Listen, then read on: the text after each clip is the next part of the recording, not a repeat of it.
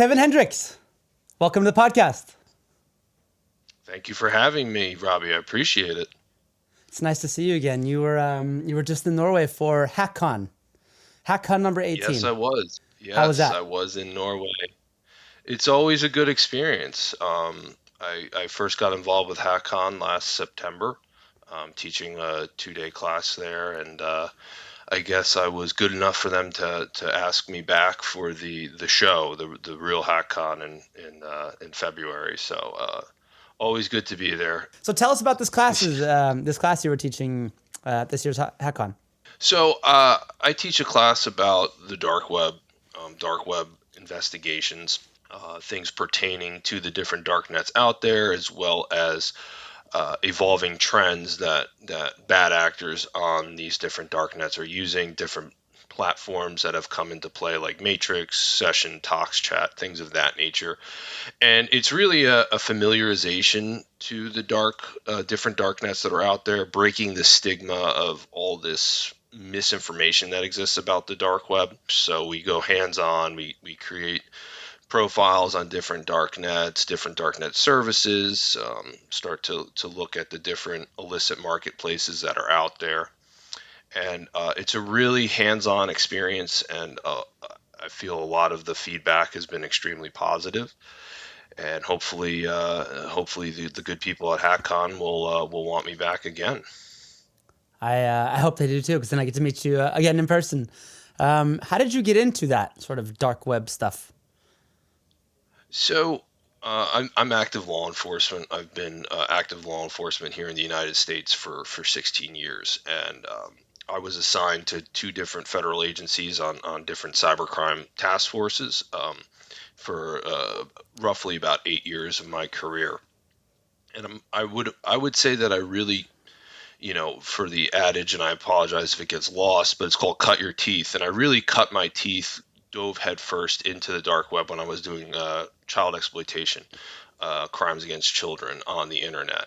And at the time, the dark web was pretty prevalent, where you could find child sexual abuse and material, things of that nature. It was a lot more prevalent on the dark web back in 2014, 2015 when I first got into it. And then around 2021, or rather 2020, I started teaching in very small sessions to law enforcement partners about these types of evolving trends with the dark web. And then in 2021, I founded the Ubivis Project, StopDarkWebDrugs.com, as a medium for people to report dark web vendors, people that are dealing narcotics on the dark web.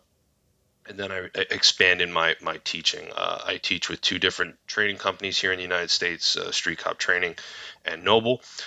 We teach to law enforcement, other public sector entities, as well as Department of Defense and federal government personnel. So I really am happy with that teaching. I love spreading the dark web gospel per se, and really breaking the stigmas that are out there about what the dark web is, what you could find on the dark web, and really what you can do as a investigator or a researcher involving the dark web.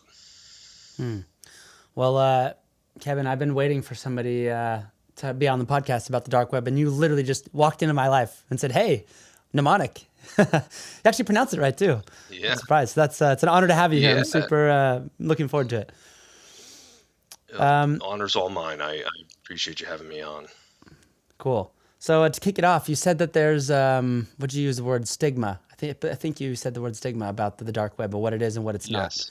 not. I'll start there because the first time or a while ago they said this slide, right? They have a glacier, and they would say Google and the internet is like the top of the glacier, and then you have all the stuff that's underneath that.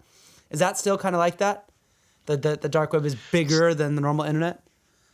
Yeah, so the iceberg, right? The iceberg representation, you got Google, Bing, and Yahoo up here, and then the deep web, which is 90% of the data on the internet, and then you have the dark web at the bottom, right? The small little dark corner of the internet. So I do agree with the representation on most of those iceberg memes or things that you'll see out there where 5% per se of the internet's the clear net, the open web, stuff that's indexed by web crawlers, and then you have deep web, which is content behind like password credentialed walls. The way I could equate that in very simplistic terms is that, you could go to your online banking website very easily, but to get to your specific account, you have to enter your credentials, right? Your username and password. Same thing with Gmail, right? When you go to Google, to get to your Gmail, your Google workspace, you have to enter a specific credential, two-factor authentication, and then you're into your content. And that's where most of the data on the internet as we know it is. Then the bottom, the 5 to 6% of the internet that's on these different dark nets, it's basically how that content is hosted, whether it's the sites or files, things of that nature, and what specific software you need to access it. For people who come from like a military background or people who come from some sort of sector where there is different internets per se with different classifications, it's not like that, right? This is the same internet you and I are on right now. It's just a variance in how that data is hosted or the sites are hosted and what software you need to access it. For most part, when we start talking about the dark web, people equate it to the most popular, the biggest dark net out there, which is the onion router, Tor. Most people who know about the dark web in some way, shape, or form or traverse the dark web have probably used the Tor browser. And most of the content in terms of sites that we think of when we think of the dark web, like the illicit sites, the drug marketplaces, most of those are hosted on the Tor network, .onion domains, right? Instead of having a .com, .net, .org, .no for Norway as your top level domain, you have .onion, which is exclusive to the Tor network. And one of the things that I put out to people when I teach is that Tor is not the entirety of the dark web. Tor is just a dark net. You have other dark nets that have been around for 20 plus years, like I2P and Freenet. And in my opinion, if you wanted to compare actual data versus sites that are hosted, like actual content, I think Freenet eclipses Tor in terms of the data, because Freenet is really about sharing of data, right? Like almost like a torrent, and most people know BitTorrent and things of that nature, how torrents work.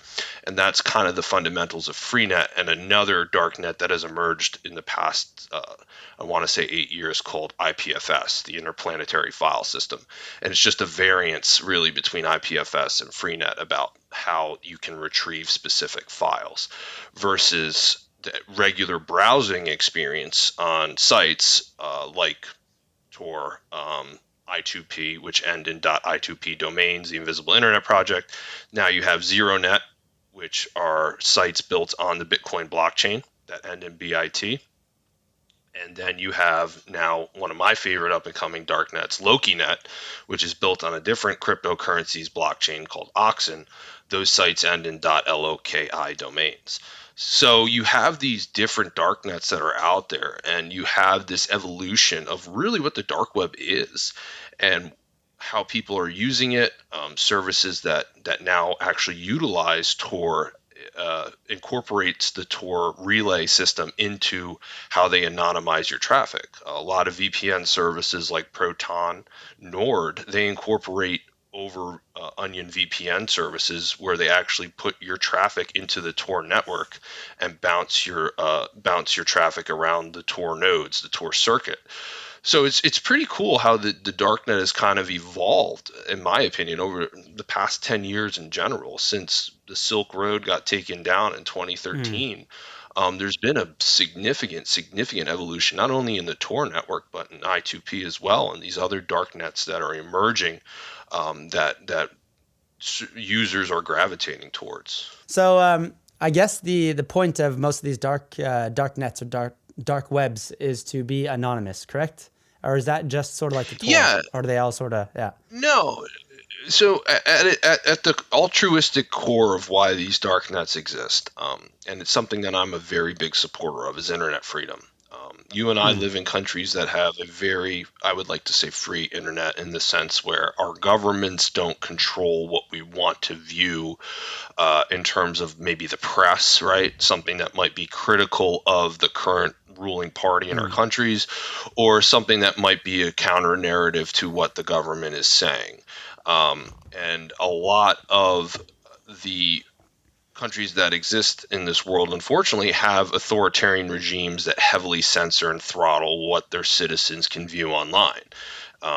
They want to control what you view. They want to control the press that you read. And because of that, that's why these dark nets exist, for people to be able to see the outside world. For example, Facebook. Facebook has its own specific .onion domain on the Tor network, so people can just use Facebook more I want to say easily with the Tor browser using the Tor network.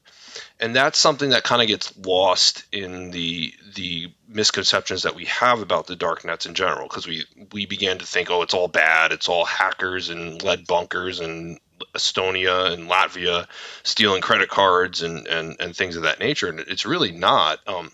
I would say a lot of the usership of these different dark nets are people that just want to view the outside world. For example, if you look at the metrics on the Tor network right now, when you look by end users by country, Iran and Russia have been the two top countries for the past couple months of people that are utilizing the Tor network. And that's kind of reflective of what's going on right now in those countries, right? In Russia, if you go on any type of news within the country, they're always going to say it's a military operation in the Ukraine, right? It's not a war. It's a military operation to liberate pro-Russia areas. And of course, if you want to view something that might be telling a different narrative about that, you're going to have to use a darknet. Same thing with Iran, maybe to communicate what's going on with the social protest and the execution of people that are simply trying to voice their opinion against the ruling party. So I think that gets lost on a lot of people, especially those who are in the cybersecurity realm, those who work in law enforcement. Is we need to understand that, one, everybody using darknets are not bad people. They're not. They might just be average citizens looking to read what's going on outside of what their government wants them to see. So that's something important, and that was something that really took me a little bit to realize myself when I first started to get into understanding the dark web, the different dark nets out there. Because when I first started investigating content on these different dark nets, it was all bad content. It was all things that people were doing to hide themselves from law enforcement. And then when you start to look at it, well, we're the proverbial good guys, right? We're trying to find the people that are selling the drugs, that are selling the malware, the ransomware, the different types of criminal element that exists. But we're the good guys doing it. Think about if we were the bad guys, right? If we were the oppressive government that doesn't want people viewing certain sites online. And there was just an article not too long ago that came out regarding North Korea, how they would have the government and the police randomly searching kids in high schools and schools for unauthorized media, like searching them for thumb drives and things of that nature. And that's a reality in certain countries. So when you think about who could be using the different dark nets that are out there, it's not all bad hackers and hoods, it's not all that. And that's something that, especially when you talk about the commercialized view of the dark web, like I challenge you to find another commercial or another movie or TV show where the dark web user isn't some sort of hooded hacker, right? Like shows like Mr. Robot, all the cybersecurity firm commercials that are out there. It's always some sort of hooded hacker running a terminal screen in like some lead bunker. And that is so far removed from the reality of people who are using the dark web. Like, for example, Android phones. If you have an Android device, the Tor browser is 100% compatible with Android. It's the same Tor browser you would use on your desktop. And everybody has a phone. So, if you have a phone, you can download the Tor browser onto your phone. It's like, right then there in and of itself breaks that stigma of the lead bunker, right? The lead bunker and the hooded hacker. No, it's just someone on their phone. So it's very interesting to see this evolution of how accessible these different darknets are. Over the past decade, how it really has evolved into making it very simple for the end user. So whether you're hiding for a good reason or a nefarious reason, I guess it's still anonymity, right? And then, but you're actually not that anonymous on the Tor network, I've understood. Or is that true? Or are you? So it depends, it depends on what is called operational security, right? It depends on a different things that you're doing from a user standpoint. If you go to the site Reddit, which I feel is the the dumpster of the universe, you'll see a lot of people commenting on you see a lot of people commenting on the dark nets, the different threads that are on there about operational security of what they're doing. There's always this viewpoint that if you're not using a VPN and then connecting into a dark net like Tor or something, you're risking exposure for yourself. I mean, there's just so many variables in how you could expose yourself using these different dark nets. To think that you're not anonymous on there, I would say yes and no. I would say, one, the Tor project does a lot. Like, the Tor project updates their browser every 2 weeks just to make sure that the people who are using it and the sites that are hosted are safe. Then you have things like I2P, which is a variance in how your traffic is routed. It's tunneling versus onion routing, where they just updated their net, like completely updated the darknet now to I2P plus within the past 6 months, where they enhanced the security of both the end user and the EAP sites, the .I2P domains that are hosted. I don't think in the sense where how anonymous you are, I don't think you run a very big risk of exposing yourself if you are just going on there for browsing reasons, right? Just going there to see what's going on, maybe to go to different forums, to do things like that. Where I think you run the risk of exposure is when you start posting and doing things where you might reveal who you are outside of the dark web, right? If you could be the most operationally secure person in the world, but if you share your Gmail on a darknet forum or you say something like that, you've already revealed yourself in the real world, right? This is my Gmail. This is what anybody can email me with. And obviously, it doesn't take a genius using open source investigative techniques to probably find out who you are. And that's something I actually break down in the classes that I teach, is that these are real world actors, all right? These are not some, state sponsored, or I should say, for the most part, it's not some state sponsored, military-esque hacker that's doing a lot of the bad stuff. It's really just people that are looking to make money, people that are looking to maybe further some sort of cause that they've championed, things like that.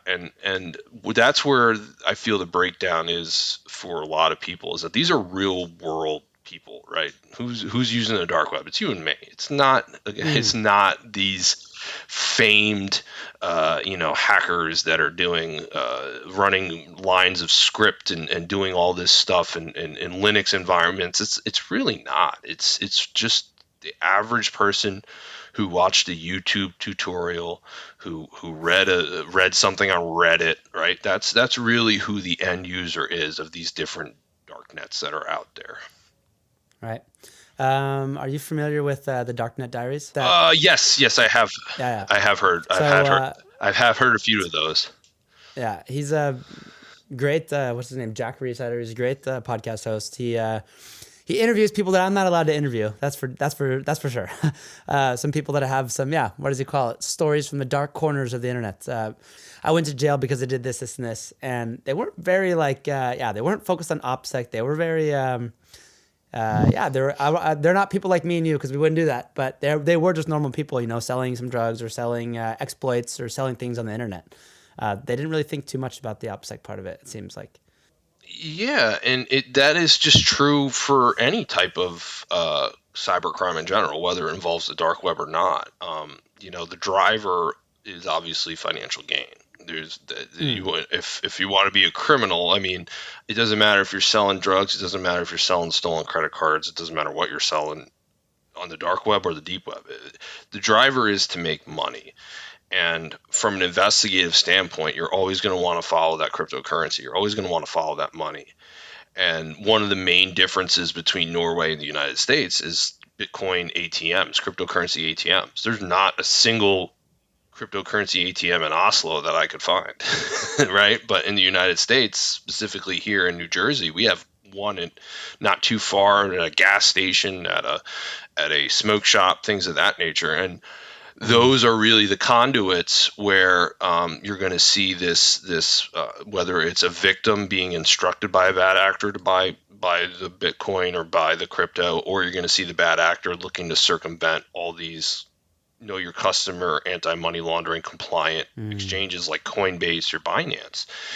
And it's just interesting to see in a lot of the people who have been caught on the dark web, a lot of the people who I have caught on the dark web, is a matter of, like you said, operational security breakdowns, right? I don't care how sophisticated you are, how good of a coder you are, how much different bash scripts and Python scripts and all this stuff that you could write. If you're using certain techniques on the dark web that reveal who you are in the real world, you're just asking to be caught, or you're asking for someone to dox you, because that's probably my favorite, is when these bad actors get mad at each other. And right now, two of the biggest sites where people go for news for the dark web, like Darknet Live and Darknet One, they're like beefing with each other now, because Darknet Live claims Darknet One is a phishing site, a notorious phishing site. And it's kind of the reverse, where people who are proponents of Darknet One claim that Darknet Live is now controlled by the government, like the original admin got arrested and gave control to the government. So it's just funny to see how there's this like infighting amongst these people who are champions for the dark web. It's very interesting to see how it plays out. And from an investigative standpoint or analytical research standpoint, you have to be looking at that, right? You have to keep your ear to the ground when it comes to that. You have to know the evolving trends. You have to know, like Tor.taxi, which is a very big repository. They claimed, or rather certain people that are champions on the dark web claim that Tor.taxi was promoting Kilos, which was a Bitcoin, Monero, Litecoin swapping service on the dark web, were promoting them knowing that they were going to exit scam their customers.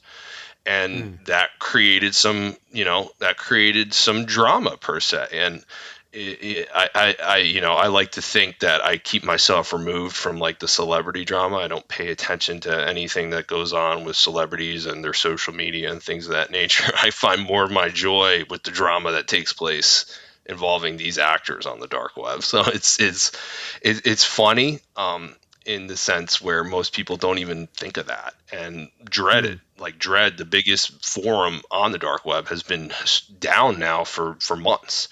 Alphabet, probably the most successful darknet market in the past couple of years since it reemerged. DeSnake has been interviewed by Wired magazine. He's like a notorious, like almost like a messiah of the dark web admins now. He's been missing for like weeks. People can't log into Alphabet now. So it's just like there's always this evolution of gossip and things of that nature that take place daily involving the dark web, and you got to pay attention to it if you're actually interested in this field. That's what I would say. So 16 years you've been working with this. I would assume over those 16 years that what you're researching and your priorities as law enforcement have changed, right? I would assume that there's been more drugs being sold now in the dark net. And I would assume that there's law enforcement around the globe has really used all their might for things like trafficking or child related offenses. Is that correct? I do believe the dark web has significantly changed in terms of, like you just mentioned, the child exploitation, human trafficking, things of that nature. I really think it's evolved where they've kind of put that into its own little corner. It's a lot harder now to find on the dark web. than it once was. And there's a case out there about freedom hosting. Freedom hosting was the OG, original gangster per se of the dark web for hosting your domains. The admin of Freedom Hosting, he was based out of Ireland. He was sentenced within the past couple years to a significant amount of prison time. They were able to wrap up federal charges for him, to conspiracy to distribute and advertise child pornography, because he allowed child pornography to be hosted on his service. So kind of blow your mind about that. He knew what they were doing and he allowed them to do it. And because he made money from them to host on his service, he was de facto involved with the advertising of child pornography.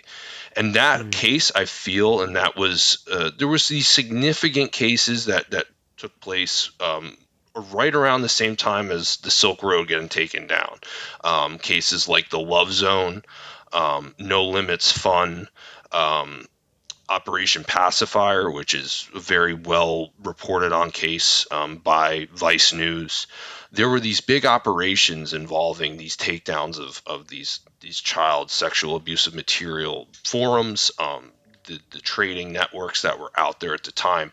And I think after that, that was like the catalyst for change, where a lot of these darknet admins who are solely interested in drugs, they push that child pornography away, right? They're like, hey, we want nothing to do with this stuff, right? Get this off of our forums, get this off of our markets. And I think it's really pushed child pornography and things that we know as child sexual abuse material and things involving exploitation from Tor and I2P to Freenet and IPFS. So you see kind of this I want to say this epiphany of people that are these bad actors on the dark web that want to sell drugs, want to sell malware, want to sell all types of stuff, that are saying, hey, we got to keep that away from us, right? Because nobody wants to get wrapped up in child pornography charges. No one wants that stuff. And I think that now where you see the most of that are like these very small closed circle type forums. You see, I want to say you see these people piggybacking off of this movement of, instead of calling people pedophiles, you call them minor attracted persons. And they have these like maps for short, like MAPS for short. And they have these forums where it's like, oh, it's our MAP support group where we could talk to each other about how society views us as these pariahs, and we can support each other. In reality, that's kind of your in for the trading of the child sexual abusive material now. So it's not as out there as it once was on the dark web. It's more distributed now on services like Freenet, services like IPFS. And there's also a lot of like policing that happens where you have these admins and developers on the dark web that are actually looking for this content to excommunicate it from the dark, like their services. It's very interesting. It really like I could say, in terms of since I've been involved in these investigations, the main evolution that I have seen is that the pushing away of this commingling of child sexual abusive material and stuff involving human trafficking with the other illicit activities of the dark web. And then there's always the hitman for hire, the biggest scam ever on the dark web that has run for years. I don't think anyone has ever actually been killed by a hitman for hire from the dark web. Yeah, I would assume that's cops on the other end of that one. I hope people are smart enough to understand that, but yeah. Yeah, if anyone watching this ever considers hiring a hitman from the dark web, you are going to get caught by the cops. I promise you. It's the biggest scam out there. You can just call the cops instead. Just call them directly. Yeah. But yeah, so you have let's see, a lot of drugs. Quick question about the drugs. Why don't how is it possible to send drugs in the mail still? Like yeah, that's the greatest question, right? So now there's these services that are dedicated, at least here in the United States, that exploit our postal system. Services like Bitcoin postage, crypto stamps, where they are legitimately purchasing shipments, but you can write whatever you want as the return address and things of that nature. So Mm. overseas in Norway, when I actually spoke to some people that are involved with customs and things like that, there's a lot of stricter, I want to say, border control for stuff that's coming in from outside of Norway. Mm. They do a phenomenal job of from what they told me, of content that's coming into the country. Now, internally within the country, that's a different story. So Mm. when you go on these different markets or you go to these different sites, shops per se, you'll see a lot that are like, hey, I'm exclusive to Europe. I'm exclusive here. I'm exclusive there. And they promote themselves as having that, I guess, mechanism in place to exploit whatever postal system or shipping system that exists within the country. And the way they do it is very simple. E-commerce, more people are buying stuff on Amazon, eBay, having it shipped to them than ever before, and it's easy to commingle shipments that contain contraband within those types of e-commerce shipments. Um, one of the I feel one of the law enforcement institutions out there that are very public about what they seize is the Australian Border Force. I mean, you're talking about an island of a continent where they're seizing left and right things that are coming into the country, whether that's coming from the Mm. Golden Triangle, Thailand, Asia area, or stuff that's being shipped elsewhere. But again, once it's in the country, the distribution within the country is a little bit easier. In the United States, we just have so much voluminous mail and packages and things of that nature that get shipped by UPS, FedEx, et cetera, et cetera. But for the most part, what the dark web bad guys are using is our United States postal system, which is the government controlled system, and they're able to exploit it very easily. Private entities like UPS and FedEx, they do a lot to seize contraband and anomalous shipments within our country as well. But the most part of contraband being shipped from dark web purchases is the United States Postal Service. It's coming through the mail. And we have our own investigative body here, the United States Postal Inspection Service, that do phenomenal work to try to stop this scourge of dark web drugs that are getting shipped daily. Um, it's interesting to see that evolution too, because it used to be you could ship large packages very easily with the postal service. Like, I don't want to say large packages, but like smaller packages that would traditionally contain contraband. And now they've kind of forced that to go over the counter, where they actually have to go inside a post office to do it. And now you see we have what's called drop points, where you could drop like mail off to be shipped at different convenience stores and things like that here in the United States.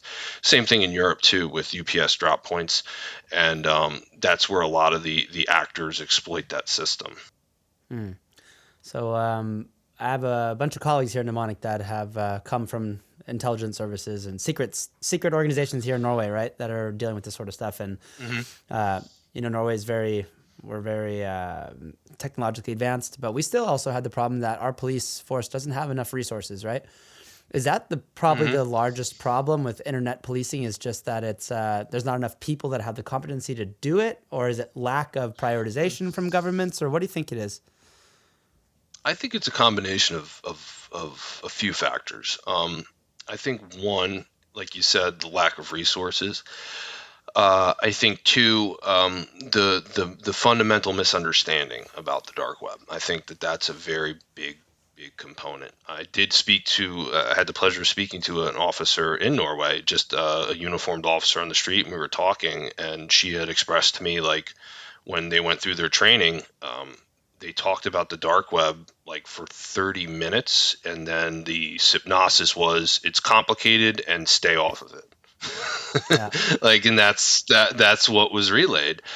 And I find it funny sometimes too, especially with private sector businesses, of how many people that are very, very versed in cybersecurity, very versed in the realm of cyber investigations, that have little to no familiarity or little to no experience with the dark web in general, like any of the different dark nets. Like, they never really traversed the different marketplaces. They never really traversed any of the services on there. And that's interesting to me, because it's like,